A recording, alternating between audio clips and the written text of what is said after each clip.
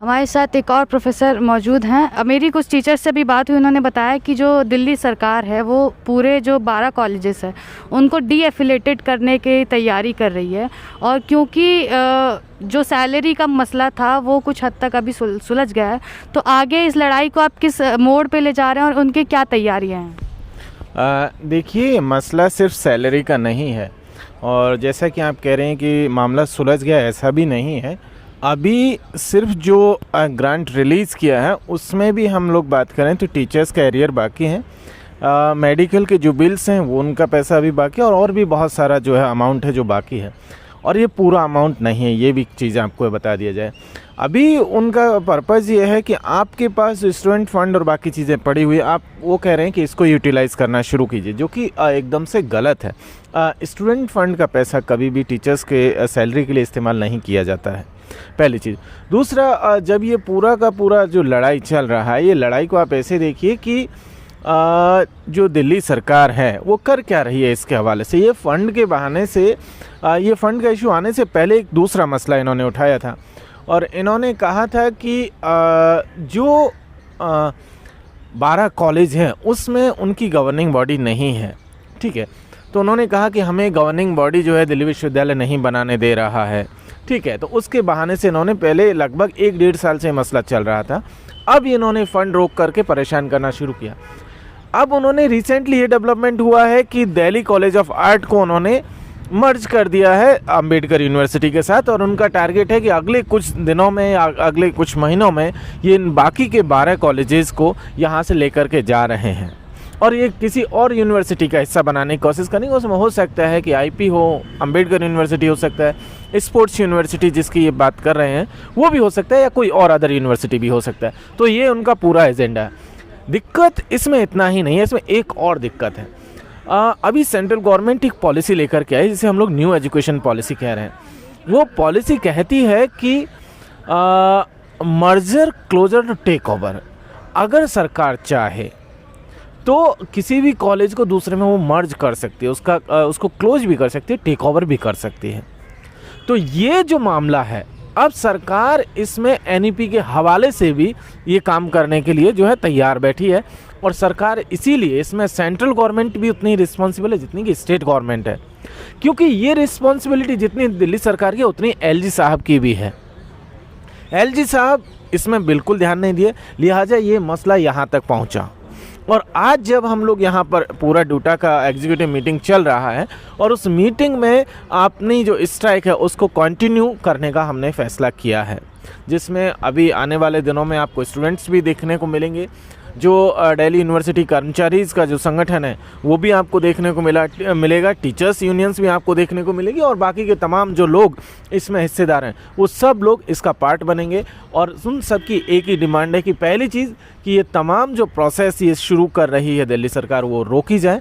दूसरी चीज़ कि इनको जल्द से जल्द दिल्ली विश्वविद्यालय इन तमाम 12 कॉलेजेस को टेक ओवर करे और इनमें अपना जो है काम करना शुरू करे। आपने सर बताया कि अंबेडकर यूनिवर्सिटी इन सब में मर्ज हो सकता है, लेकिन अंबेडकर यूनिवर्सिटी की जब हम बात करते हैं तो वो जैसे पिछड़ा जो वर्ग है उसको काफ़ी फ़ायदेमंद रहता है, सारी फ़ीस वापस मिल जाती है, तो उसमें दिक्कत क्या है? नहीं, ऐसा नहीं है। दो चीज़ समझिए इसमें। एक, आप सेंट्रल यूनिवर्सिटी के पार्ट हैं, जैसे आप अंबेडकर या किसी भी दूसरे विश्वविद्यालय का पार्ट बनेंगे जो कि दिल्ली सरकार से संचालित है, वो आपका एक स्टेट यूनिवर्सिटी होगा। जो सेंट्रल गवर्नमेंट के एम्प्लॉयज़ हैं और स्टेट गवर्नमेंट के एम्प्लॉयज़ में ज़मीन आसमान का अंतर है। पहली चीज़, यहाँ आप 65 ईयर्स में रिटायर होते हैं, वहाँ आप 60 साल में रिटायर होंगे, सर्विस कंडीशन सारी बदल जाएंगी। दूसरी बात, जिस आपकी क्या बात करें फ़ीस की, कि फ़ी माफ़ हो जाती है आप दिल्ली में ST/SC के हैं तो। दूसरी चीज़ समझिए कि दिल्ली सरकार की अपनी जो रिजर्वेशन पॉलिसी है वो कहती है कि दिल्ली के लोगों के लिए रिजर्वेशन होगा, बाहर वालों के लिए नहीं होगा। अगर ये 12 कॉलेजेस चले जाते हैं तो जो बाहर से जो नंबर्स यहाँ पर पढ़ने के लिए आ रहा है वो नहीं आ पाएगा। तीसरा पॉइंट, दिल्ली यूनिवर्सिटी से पहले न जो आपकी अंबेडकर यूनिवर्सिटी है वो न्यू एजुकेशन पॉलिसी को ऑप्ट कर चुकी है, और न्यू एजुकेशन पॉलिसी का ड्राफ्ट कहता है, वो जो बिल है वो कहता है कि आप ऑटोनॉमस होंगे। ऑटोनॉमस का मतलब यहाँ पर सिर्फ एकेडमिक फ्रीडम नहीं है, एकेडमिक ऑटोनॉमी नहीं है, यहाँ पर फाइनेंशियल ऑटोनॉमी है। जब आप फाइनेंशियल ऑटोनॉमी होगी तो आपके टीचर्स का जो वेतन होगा वो आपको आपके स्टूडेंट से वसूलना पड़ेगा, तो फ़ी कम नहीं होगी, फ़ी बढ़ेगी। और अभी जितनी फ़ीस आप अंबेडकर यूनिवर्सिटी में देख रहे हैं, आने वाले दिनों में जुलाई के बाद आप देखिएगा कम से कम 10 से 15 गुना ये फ़ीस बढ़ेगी। जिस तरीके की बढ़ोतरी हम लोगों ने IIT मेडिकल कॉलेजेस में देखी थी, जहाँ लगभग 2400 गुना तक फीसें बढ़ी हैं। 2400 गुना, इमेजिन कीजिए कितना बड़ा अमाउंट हो जा रहा है। तो उसी तरीके की फीस में बढ़ोतरी यहाँ पर भी देखने को मिलेगी। नेक्स्ट पॉइंट, सरकार तमाम तरीके की स्कॉलरशिप्स बंद कर रही है क्योंकि बजट आपका घटाया गया है। और आपको सरकार तो कहती है सरकार ने शिक्षा बजट बढ़ा रही है। नहीं, आप दो तरीके से देखिए। सरकार की जब हम लोग बात करें, 1986 की जब एजुकेशन पॉलिसी आई थी तब कहा गया था कि शिक्षा पर 6% जो हिस्सा है बजट का वो खर्च किया जाएगा, जीडीपी का, टोटल जीडीपी का 6% खर्च किया जाएगा। इस बार भी जो न्यू एजुकेशन पॉलिसी आई उसमें भी टारगेट 6% ही है। अभी हम कितने पर हैं? लगभग 2% पर। ओके, नंबर्स वो जो कैलकुलेट करते हैं, वो जो नंबर्स दिखाते हैं, वो नंबर्स मत सोचिए, क्योंकि ओवरऑल आपका जीडीपी देखिए कितना आप बढ़ रहा है। आप क्या 6% तक पहुँचे? आपका पिछले 15-20 साल का देख लीजिए, इसी 2% के आसपास घूम रहा है, जबकि नंबर बढ़ रहा है, उसमें कोई दिक्कत नहीं, क्योंकि जीडीपी ओवरऑल बढ़ रहा है, परसेंटेज नहीं बढ़ रहा है। आप अपने से देख लीजिए कि आज से लगभग 6 साल पहले जो स्टूडेंट्स को फेलोशिप्स मिल रही थी, क्या वो आज मिल रही है? नहीं मिल रही है। आप जिस ST/SC की बात करें, क्या ST/SC की जो राजीव गांधी जो फेलोशिप है वो मिल रही? नहीं मिल रही रिसर्च स्टूडेंट्स को। जो मेरिट कम मीन्स स्कॉलरशिप जो तमाम बच्चों को मिलती थी ग्रेजुएशन लेवल, वो मिल रही है? आज की तारीख में नहीं मिल रहा है। आप GRF का देख लीजिए, आप तमाम बाकी फेलोशिप्स का देख लीजिए, नहीं मिल रहा है। क्यों नहीं मिल रहा है? क्योंकि सरकार का बजट घट रहा है।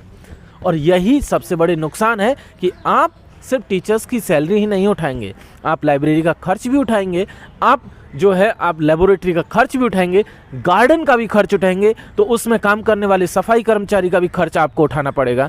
और ऐसे में आप अंदाज़ा लगा लीजिए कि कौन लोग इतना खर्च उठा पाएंगे। क्या ST/SC OBC अंबेडकर यूनिवर्सिटी तक पहुंच पाएगा? जिसकी कल्पना में अंबेडकर था, जिस यूनिवर्सिटी की कल्पना में अंबेडकर था, क्या वो कल्पना साकार हो पाएगी? मुझे नहीं लगता। अगर वहाँ मर्ज कर दिया जाता है तो उसमें होगा ये कि ST/SC OBC के बच्चे, महिलाएं, जो पिछड़ा तबका, वो बाहर हो। तो आपकी लड़ाई स्टूडेंट्स की लड़ाई है, और इस बारे में बताइए। देखिए, ये लड़ाई सिर्फ स्टूडेंट की भी नहीं है, न केवल पूरा मतलब ये किन मुद्दों के आसपास घूम रही है, ये शॉर्ट में बताइए सर। ये पूरा का पूरा जो पब्लिक फंडेड एजुकेशन है उसको बचाने की लड़ाई। बहुत सिंपल भाषा में समझिए कि जो सरकारी अनुदान से जो संस्थान चल रहे हैं, चाहे ये 12 कॉलेज हो या ये बाकी के कॉलेजेस हों, इन सबको बचाने की लड़ाई है। और ये मामला सिर्फ 12 तक नहीं टिकने वाला है। आप ये मत सोचिए कि दिल्ली कॉलेज ऑफ आर्ट से शुरू हुआ है तो ये 12 पे जाकर टिकेगा, नहीं रुकने वाला है। क्योंकि जुलाई से आप ही के विश्वविद्यालय, दिल्ली विश्वविद्यालय के भीतर NEP आ रहा है। और NEP, वही फिर से मैं रिपीट कर रहा हूँ, मर्जर क्लोजर टेक ओवर।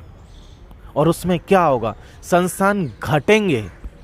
जब संस्थान, सरकारी संस्थान घटेंगे तो आपको फोर्स किया जाएगा कि आप प्राइवेट की तरफ मूव करें। और जब प्राइवेट की तरफ मूव करेंगे तो आपका अंतर देखने को मिलेगा कि जो लोग अफोर्ड कर सकते हैं वो प्राइवेट में जाएंगे, जो अफोर्ड नहीं कर सकते हैं वो सरकारी में आएंगे। जैसा कि हमारे प्राइमरी के स्कूलों का हाल है आज की तारीख में। सरकारी स्कूल में हमारे बच्चों को हम लोग पढ़ने के लिए जनता नहीं भेज रही है, प्राइवेट में भेज रही है, जिसकी जैसी भी हैसियत है। क्यों? क्योंकि वो तबाह कर दिए गए। और इसीलिए यहाँ पर भी वही चीज़ देखने को मिल रही है। इसलिए इन तमाम संस्थानों को बचाने की पूरी लड़ाई है। मेरा आखिरी सवाल सर आपसे ये है कि क्या पहली सरकारों ने भी इस तरह की कोई कोशिशें की, और वेतन की जो समस्या अब आ रही हो, पहले कभी आई है? वेतन की समस्या नहीं आई थी इस तरीके, कम से कम विश्वविद्यालय के लेवल पर नहीं आ रही थी, दिल्ली विश्वविद्यालय बात। हालांकि स्टेट में ये समस्याएं बदस्तूर जा रही हैं, वो चाहे किसी की भी सरकार हो, किसी भी पार्टी की हो, वो सब जगह जा रही है। आपका राजस्थान में चले जाइए, वो देखने को मिलेगा। MP चले जाइए, हरियाणा चले जाइए, पंजाब चले जाइए, मणिपुर तक चले जाइए। मणिपुर का हाल मैं बता देता हूँ। हमारी एक दोस्त जिसने अभी जाके ज्वाइन किया, वो बता रही है कि नॉन टीचिंग के कर्मचारियों को पिछले 1.5 साल से वेतन नहीं मिला है। तो ये हालत वहाँ का, तो सब जगह ये समस्या है। ऐसा नहीं है कि पहले की सरकारें या बाकी पार्टियों की सरकारें नहीं करें, ये तमाम लोग कर रहे हैं। क्यों कर रहे हैं? क्योंकि इनके ऊपर मार्केट फोर्सेस का दबाव है कि वो जो प्राइवेट यूनिवर्सिटीज़ खोलना चाह रहे हैं, उनकी यूनिवर्सिटी कैसे बढ़े। जब तक ये गिरेंगे नहीं, ये ख़त्म नहीं होंगी, तब तक वो पनपेंगे नहीं। आप इसी लाइन में चले जाइए, इसी विजयनगर की इस लाइन में चले जाएंगे, आपको 4-5 यूनिवर्सिटियों के बोर्ड मिल जाएंगे जो एक कमरे में चल रही है। जब तक ये यूनिवर्सिटी तबाह नहीं होगी, तब तक वो नहीं जिंदा हो पाएंगी। तो उनके ज़िंदा होने के लिए इनका तबाह होना ज़रूरी है, और उनका प्रेशर सरकार के ऊपर है, और सरकार इसीलिए आपकी यूनिवर्सिटी को तबाह कर रही है। हमसे बात करने के लिए शुक्रिया सर। बहुत बहुत थैंक यू।